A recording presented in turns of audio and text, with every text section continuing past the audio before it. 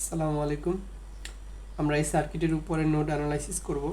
তো এই সার্কিটে আমাকে নোড ভোল্টেজগুলো খুঁজে বের করার জন্য বলা হচ্ছে এবং এই 10 ওহম রেজিস্ট্যান্সের অ্যাক্রসে কারেন্টটা বের করার জন্য বলা হচ্ছে, যেটা আমরা নোড অ্যানালাইসিস করে বের করব।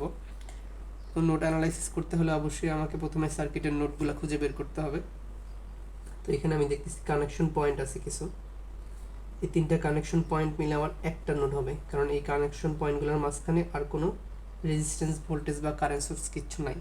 তো এই সবগুলো মিলে আমার একটা নোড হবে, যেটাকে আমি V1 নাম দিয়ে দিলাম। এবং এ সাইডেও সেম, এই তিনটা কানেকশন পয়েন্ট মিলে আমার একটা নোড হবে, যেটাকে আমি V2 নাম দিয়ে দিব, কারণ এর মাঝখানে আর কোনো অ্যাক্টিভ কোনো ব্রাঞ্চ নাই, যেহেতু নাই কারেন্ট সোর্স ভোল্টেজ সোর্স কিছু নেই, সো পুরোটা আমার একটা নোড হবে। এখানে যে কানেকশন পয়েন্টগুলো আছে, সার্কিটের যে কানেকশন পয়েন্টগুলো আছে, এটা আমার সার্কিটের ব্ল্যাক ওয়্যার বা গ্রাউন্ড বা রেফারেন্স নোড, যেটার ইকুইভ্যালেন্ট ভোল্টেজ আমার 0 ভোল্ট।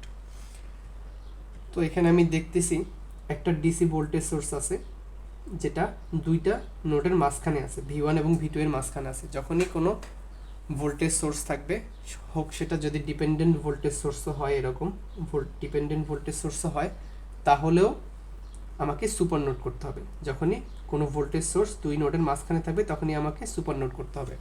আর সুপার নোড করতে হলে অবশ্যই আমাকে প্রথমে অক্সিলারি ইকুয়েশন বের করতে হবে।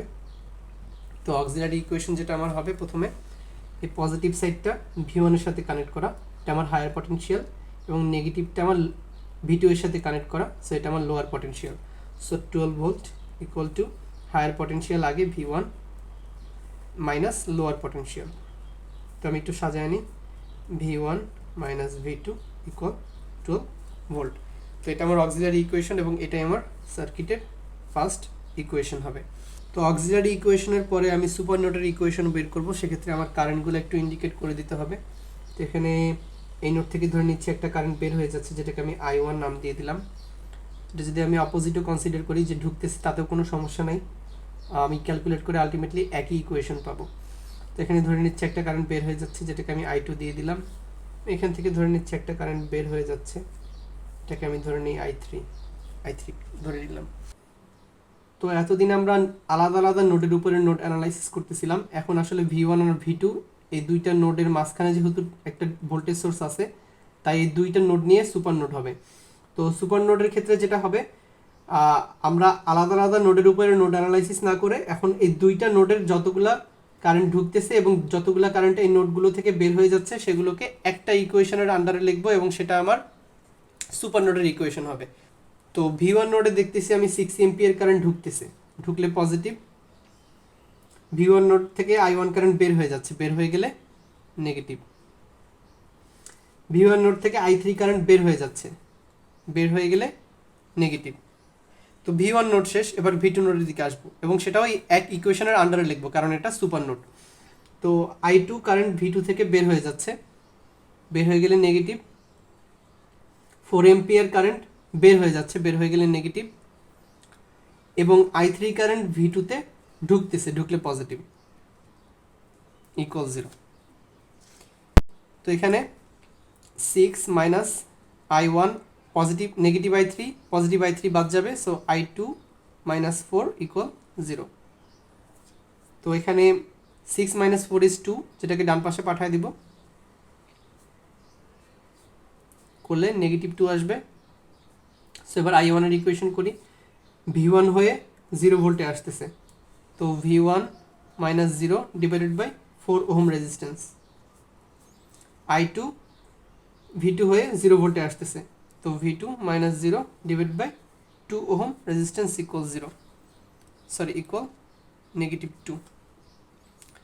তো 4 এবং 2 এর এলসিএম হলো 4, so minus V1 minus 2 V2 equal negative 2। তো এখানে মাইনাস V1 মাইনাস 2 V2, 4 দুগুণে 8, নেগেটিভ 8। তো আমার সেকেন্ড ইকুয়েশন আমি পেয়ে গেলাম। তো ইকুয়েশনগুলোকে এক সাইডে লিখে নিলাম ক্যালকুলেটরে বসানোর সুবিধার্থে। তো এখানে দুইটা ভ্যারিয়েবল আছে এবং দুইটা ইকুয়েশন আছে। তো আমি প্রথমে মোডে যাব, মোডে যাওয়ার পরে 5-এ চাপ দেবো, যেখানে ইকুয়েশনগুলো আছে। দুইটা ভ্যারিয়েবল যেহেতু, so x plus y equal to constant, so এখানে 1 নম্বরে আছে x plus y first variable plus second variable equal to constant. So একে যাব, একে যাওয়ার পরে v1 এর সহগ 1, v2 এর সহগ -1, কনস্ট্যান্ট 12, v1 এর সহগ -1, v2 এর সহগ -2 অ্যান্ড কনস্ট্যান্ট -8। তো আমি ইকুয়ালে চাপ দিলে এক্স এর একটা ভ্যালু পাবো যেটা আমার v1 নোডের ভোল্টেজ হবে, which is 10.67 ভোল্ট। আবার ইকুয়ালে চাপ দিলে ওয়াই এর একটা ভ্যালু পাবো যেটা আমার v2 নোডের ভোল্টেজ, which is 1.33 -1.33 ভোল্ট। তো আমার কাছে v1 এবং v2 নোডের ভোল্টেজ ছাড়াও এই i3 কারেন্টটাকে বের করতে বলা হয়েছে। তো i3 কারেন্ট হলো v1 হয়ে v2 তে যাচ্ছে, v1 হয়ে v2 তে যাচ্ছে, so v1 minus v2 divided by এই 10 ওহম রেজিস্ট্যান্স। তো v1 হলো 10.67, v2 হলো -1.33 ডিভাইডেড বাই 10 অ্যাম্পিয়ার। তো এটা ক্যালকুলেটারে ইনপুট করলে 10.67 মাইনাস মাইনাসে plus positive 1.33 divided by 10, so আমি 1.2 অ্যাম্পিয়ার কারেন্ট পেয়ে গেলাম। তো আজকে এ পর্যন্তই। সামনে আমরা সুপার নোডের উপরে আরও 11টা প্রবলেম সলভ করব, তো ওগুলো দেখার আমন্ত্রণ জানিয়ে আজকে এখানেই শেষ করতেছি। আসসালামু আলাইকুম।